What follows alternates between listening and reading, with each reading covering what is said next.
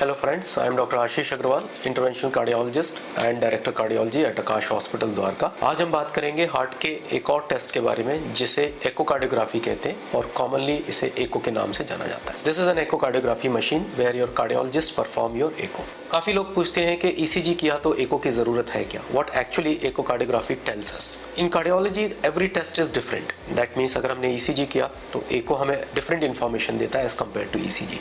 Echo tells us your structure and function of your heart, यानी कि heart के अंदर हार्ट इज बेसिकली एक मसल पंप है जिसमें एक मसल है, वेल्व्स हैं, 4 वेल्व्स होते हैं और हार्ट के चारों तरफ एक झिल्ली भी होती है जिसे हम पेरिकार्डियम कहते हैं। सो एकोकार्डियोग्राफी हमें इस सारे स्ट्रक्चर और फंक्शन के बारे में सारी जानकारी देता है। हार्ट की पंपिंग कितनी है, नॉर्मली हार्ट की पंपिंग मोर देन 50 to 55% होनी चाहिए। हार्ट के वेल्व्स की कंडीशन कैसी है, कोई वेल्व लीक तो नहीं कर रहा है या कोई वेल्व सिकुड़ा हुआ तो नहीं है, उसकी इंफॉर्मेशन। हार्ट के चारों तरफ जो झिल्ली होती है पेरिकार्डियम, यानी उसके चारों तरफ अगर पानी जमा होता है जिसे हम पेरिकार्डियल इफ्यूजन बोलते हैं, अगर वो है तो हार्ट के एकोकार्डियोग्राम से उसे जाना जा सकता है। यानी कि एकोकार्डियोग्राफी आपके हार्ट के स्ट्रक्चर और फंक्शन के बारे में पूरी जानकारी देता है। अगर किसी को हार्ट अटैक हुआ है या हो रहा है तो उसमें एक RWMA नाम की कंडीशन हो सकती है जिससे हमें हार्ट अटैक के बारे में जानकारी मिल सकती है। अब ये एको मल्टीपल टाइप्स का होता है, यानी कि while doing an echocardiography it is called a 2D echocardiogram, जिसमें कि हम हार्ट के एकोकार्डियोग्राम के साथ में उसमें डॉपलर यानी कि ब्लड फ्लो वेलोसिटीज चेक करते हैं, जिसे हम कलर डॉपलर या फिर पल्स वेव डॉपलर के जरिए हम उसको चेक करते हैं। इसके अलावा एक